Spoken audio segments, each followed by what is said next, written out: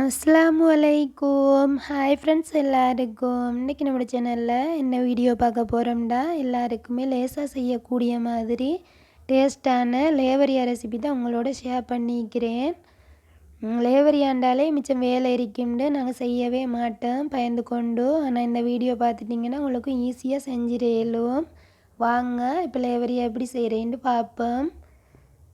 ஃபஸ்ட்டுக்கு சீனியை தேவையான அளவு உங்களுக்கு இனிப்புக்கு ஏற்ற மாதிரி சேர்த்துட்டு நல்லா கோல்டன் ப்ரௌன் கலர் வர வரைக்கும் கெரமலைஸ் பண்ணி எடுத்துக்கோங்க. தீயை விட்டுறாமல் அடுப்பை குறைச்சே வச்சுக்கோங்க.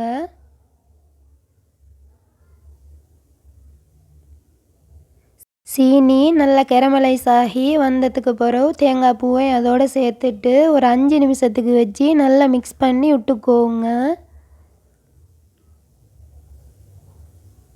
நல்லா மிக்ஸ் பண்ணினதுக்கு பிறகு எங்களுக்கு கோல்டன் ப்ரௌன் கலருக்கு சம்பல் ரெடியாகி வந்துடும்.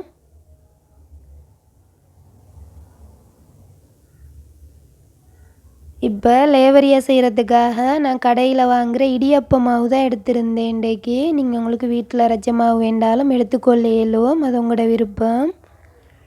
ஏண்டா கடையில் வாங்குகிற மாவு எடுத்துட்டோம்னா எங்களுக்கு ஈஸியாக வேலை முடிஞ்சிடும். மிச்சம் கொதிக்கிற தண்ணியெல்லாம் ஊற்றி பெனையணும்னு தேவையில்லை. எங்களுக்கு நகை சூட்டுக்கு ஏற்ற மாதிரி தண்ணி எடுத்துட்டோம்னாலே கொஞ்சம் கொஞ்சமாக கையாலே ஊற்றி பெனஞ்சு எடுத்துடலும். இப்போ பாருங்கள், இடியப்பத்துக்கு நாங்கள் மாவு பெனைகிற மாதிரி அதே பதத்துக்கு பெனஞ்சு எடுத்துக்கோங்க. தேவையான அளவு உப்பை மட்டும் சேர்த்துட்டு பெனஞ்சு எடுத்துட்டோம்னா எங்களுக்கு சரியாக இருக்கும். இப்போ இடியப்பம் பிழியறதுக்காக அந்த சின்ன ஊசி ஓட்ட மாதிரி இடியப்பம் வச்சு தான் நான் எடுத்து வைக்கிறேன். இன்றைக்கி அதில் புழிஞ்சாதான் எங்களுக்கு லேவரியாக சாஃப்டாகவும் நல்லா டேஸ்ட்டாகவும் இருக்கும். பெருசால் புழிஞ்சிட்டோம்னா எங்களுக்கு கொஞ்சம் ஹார்டாகின மாதிரி இருக்கும், அவ்வளோ நல்லா இருக்காது. அதனால் இந்த அச்சிலேயே செஞ்சு எடுத்துக்கோங்க. இப்போ இடியப்ப உரல் எடுத்துட்டு மாவை தேவையான அளவு கொஞ்சம் முக்கால்வாசிக்கு ஏற்ற மாதிரி சேர்த்துக்கோங்க. மாவை மிச்சமே போட்டுட்டோம்னா எங்களுக்கு கையால் புளியறதுக்கும் டைட்டாகிரும் உரல். அதுக்கு பிறகு புளிஞ்செடுக்கிறதுக்கு சரியான மட்டும் கஷ்டமாகிரும். அதனால் நீங்கள் கொஞ்சம் முக்கால்வாசிக்கு போலேயே மாவு போட்டு புளிஞ்செடுத்துக்கோங்க. நான் இன்றைக்கி லேவரியை புளியறதுக்காக எங்கள்கிட்ட அந்த மாவு பக்கத்தை எடுத்திருந்தேன். அதில் கொஞ்சம் நல்லாவே எண்ணெயை தடவி விட்டுட்டு அப்படியே சுற்றி எடுத்துட்டோம்னா எங்களுக்கு லேவரியாக ஈஸியாக கலண்டு வந்துடும். நீங்கள் உங்கள்கிட்ட வாழை இலை இருந்தாலும் அதையும் இது மாதிரி செஞ்செடுக்கலும். சம்பளை இப்படி முன் துண்டில் வச்சுட்டு அப்படியே பேக்காலே எங்களுக்கு அப்படியே பிடிச்சி ரோல் பண்ணி விட்டுட்டோம்டா லேவரியாக ஈஸியாக வந்துடும்.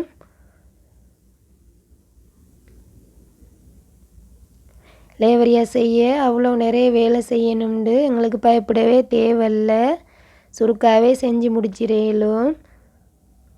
பாருங்கள், ரோல் பண்ணி எடுத்தாச்சு.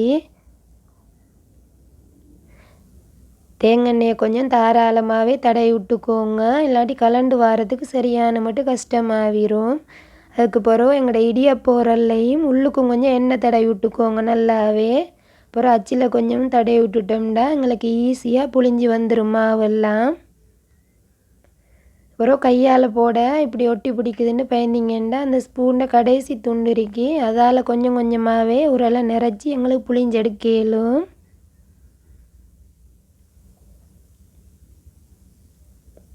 இப்போ எல்லாம் லேவரியாக கடையில் வாங்கி சாப்பிடவே இயலாம். ஆசைப்பட்டாலும் இனி 50 ரூபா 60 ரூபா விற்கிறாங்க உண்டு. இனி அப்படின்னு வாங்கினாலும் ஒருத்தருக்கு ஒன்று மாதிரி தான் சாப்பிட இயலும். ஆனால் நான் 3 டம்ளர் மாவு தான் போட்டிருந்தேன், அதுக்கே எனக்கு 10 போல் லேவரியாக வந்துருந்துச்சு.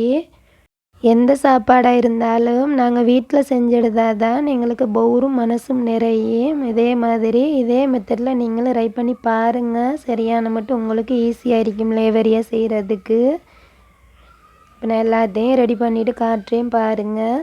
நான் ரைஸ் குக்கரில் தான் ஒரு 7-8 போல் ஒரே அடியில் வச்சு வேக வச்சு எடுத்திருந்தேன். ஒரு 10 நிமிஷத்துக்கு வச்சிட்டிங்கனாலே ஆவியில் போதும், சுருக்காண்டே வெந்து வந்துடும் லேவரியாக.